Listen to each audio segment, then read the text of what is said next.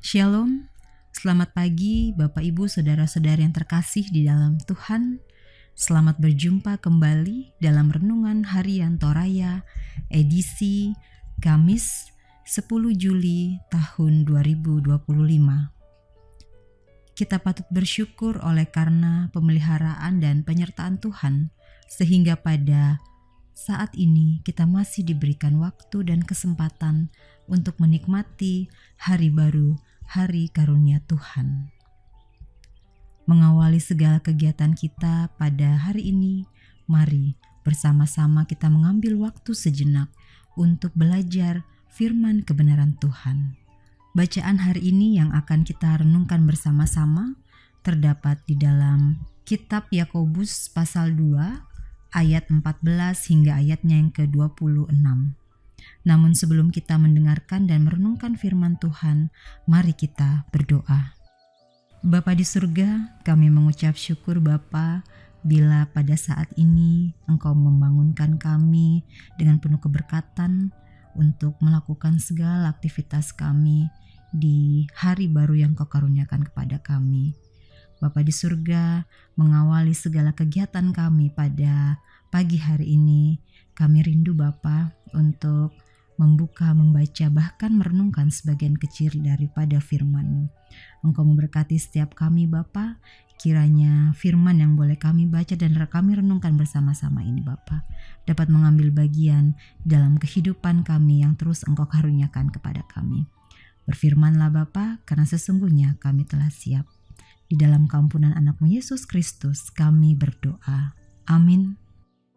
Firman Tuhan yang akan kita baca pada pagi hari ini dari Yakobus pasal 2 ayat 14 hingga ayat yang ke-26. Firman Tuhan berbunyi demikian. Iman tanpa perbuatan pada hakikatnya adalah mati. Apakah gunanya, saudara-saudaraku, jika seorang mengatakan bahwa ia mempunyai iman padahal ia tidak mempunyai perbuatan? Dapatkah iman itu menyelamatkan dia? Jika seorang saudara atau saudari tidak mempunyai pakaian dan kekurangan makanan sehari-hari, dan seorang dari antara kamu berkata, "Selamat jalan, kenakanlah kain panas dan makanlah sampai kenyang," tetapi ia tidak memberikan kepadanya apa yang perlu bagi tubuhnya, apakah gunanya itu? Demikian juga halnya dengan iman. Jika iman itu tidak disertai perbuatan, maka iman itu pada hakikatnya adalah mati. Tetapi mungkin ada orang berkata, "Padamu ada iman dan padaku ada perbuatan." Aku akan menjawab dia, "Tunjukkanlah kepadaku imanmu itu tanpa perbuatan, dan aku akan menunjukkan kepadamu imanku dari perbuatan-perbuatanku." Engkau percaya bahwa hanya ada satu Allah saja. Itu baik, tetapi setan-setan pun juga percaya akan hal itu dan mereka gemetar. Hai manusia yang bebal, maukah engkau mengakui sekarang bahwa iman tanpa perbuatan adalah iman yang kosong? Bukankah Abraham, bapa kita, dibenarkan karena perbuatan-perbuatannya ketika ia mempersembahkan Ishak anaknya di atas mezbah? Kamu lihat bahwa iman bekerja sama dengan perbuatan-perbuatan, dan oleh perbuatan-perbuatan itu iman menjadi sempurna. Dengan jalan demikian genaplah nas yang mengatakan, "Lalu percayalah Abraham kepada Allah, maka Allah memperhitungkan hal itu kepadanya sebagai kebenaran." Karena itu Abraham disebut sahabat Allah. Jadi kamu lihat bahwa manusia dibenarkan karena perbuatan-perbuatannya dan bukan hanya karena iman. Dan bukankah demikian juga Rahab, pelacur itu, dibenarkan karena perbuatan-perbuatannya ketika ia menyembunyikan orang-orang yang disuruh itu di dalam rumahnya, lalu menolong mereka lolos melalui jalan yang lain. Sebab seperti tubuh tanpa roh adalah mati, demikian jugalah iman tanpa perbuatan-perbuatan adalah mati. Amin.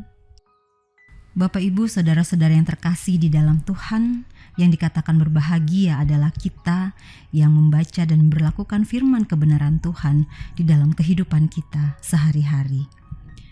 Tema kita pada pagi ini, iman yang hidup atau mati. Kapatonganan tuo batu mate.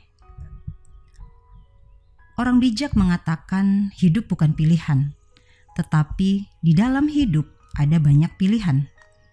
Salah satu yang menarik ialah memilih hidup atau mati. Mayoritas orang akan memilih hidup, namun tidak jarang pula yang memilih mengakhiri hidupnya. Dan semua itu adalah pilihan bagi kita. Beriman kepada Yesus Kristus juga adalah sebuah pilihan yang tegas bagi kita. Akan tetapi, iman itu bisa saja hidup dan bisa pula mati. Apa yang membedakan keduanya? Bapak, Ibu, saudara-saudara yang kekasih di dalam Tuhan, orang percaya di perantauan mengalami kebingungan perihal hubungan iman dan perbuatan. Yakobus menegaskan bahwa iman kepada Yesus Kristus membuat manusia dibenarkan. Sama halnya seperti yang terjadi pada Abraham. Iman tanpa disertai perbuatan adalah hal yang sia-sia. Yakobus memaknai kata mati pada ayatnya yang ke-17 menjelaskan bahwa iman tanpa perbuatan itu tidak hidup dan tidak dapat dirasakan. Justru sebaliknya, perbuatan yang tidak didasari iman adalah perbuatan yang kosong. Iman kepada Yesus Kristus tersebut menggerakkan perbuatan, sehingga buah dari iman tersebut menyatakan melalui perbuatan. Dan perbuatan tersebut digerakkan oleh iman. Kisah Abraham ini menjadi penegasan bahwa iman sangat penting. Sedangkan kisah Rahab menekankan pentingnya suatu perbuatan baik. Iman disebut hidup ketika disertai dengan perbuatan. Dan iman yang mati ialah iman yang tidak dinyatakan melalui perbuatan. Bapak, Ibu, saudara-saudara yang terkasih di dalam Tuhan, kita telah mengetahui perbedaan iman yang hidup dan iman yang mati. Lalu, manakah yang harus kita pilih? Kita semua adalah orang yang dikasihi oleh Yesus Kristus.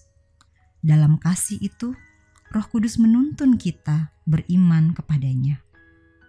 Iman percaya kepada Yesus Kristus, dan harus kita nyatakan di dalam kehidupan kita ini. Dengan demikian, iman kita menjadi iman yang hidup, bukan menjadi iman yang mati. Terpujilah Tuhan. Amin. Mari kita berdoa.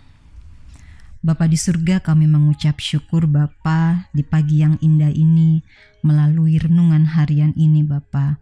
Kembali Engkau memberkati kami, dan di pagi yang indah ini Bapa, firman yang boleh kami renungkan bersama-sama ini Bapa, kiranya dapat mengambil bagian di dalam kehidupan kami dan menjadi materai di dalam kehidupan kami yang masih terus Engkau karuniakan kepada kami, di mana melalui firman ini mengajarkan tentang bagaimana kami memahami arti iman bagi kehidupan kami. Bapa di surga, Engkau memberkati setiap kami pribadi lepas pribadi dalam aktivitas kami hari ini Bapa. Apapun pekerjaan kami, apapun aktivitas kami, Engkau memberkati kami semua.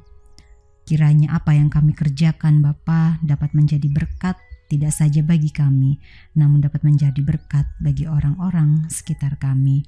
Kami berdoa Bapa untuk jemaat-Mu yang dalam pergumulan karena sakit. Engkau mau memberkati, menyembuhkan mereka Bapa, mengangkat segala sakit penyakit. Beberapa jemaat-Mu yang kami ketahui dalam kelemahan tubuh, Engkau menilik mereka pribadi lepas pribadi Bapa, memberkati makanan, minuman, serta obat-obatan, sehingga dalam waktu yang tidak lama mereka dapat pulih dan kembali berkumpul bersama dengan keluarga di rumah mereka masing-masing. Terima kasih Bapa di surga. Kami berdoa untuk pembangunan gedung gereja Jemaat Laharoi, Engkau memberkati setiap kami Bapa yang mengambil bagian di dalamnya. Tuntun dan sertai kami selalu, apapun yang kami kerjakan dalam pembangunan gerejamu ini Bapa. Engkau memberkati setiap kami, memberkati setiap sumbernya, sehingga pembangunan gedung gereja Jemaat Laharoi ini Bapa dapat berdiri dan dapat selesai dalam waktu yang tidak lama. Engkau memberkati pekerja-pekerja yang mengerjakan pembangunan gedung gereja ini Bapa. Engkau memberikan mereka kesehatan yang baik Bapa, menjauhkan mereka dari mara bahaya, sehingga dengan penuh sukacita mereka mengangkat tugas pekerjaan mereka untuk pembangunan gedung gerejamu ini.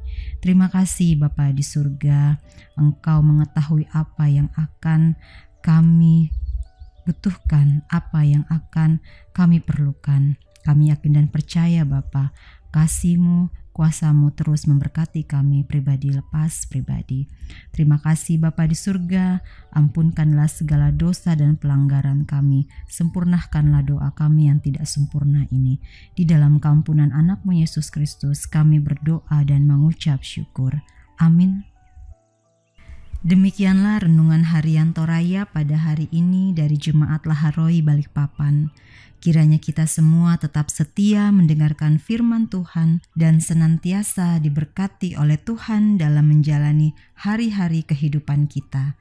Sampai jumpa pada renungan harian berikutnya. Tuhan Yesus memberkati.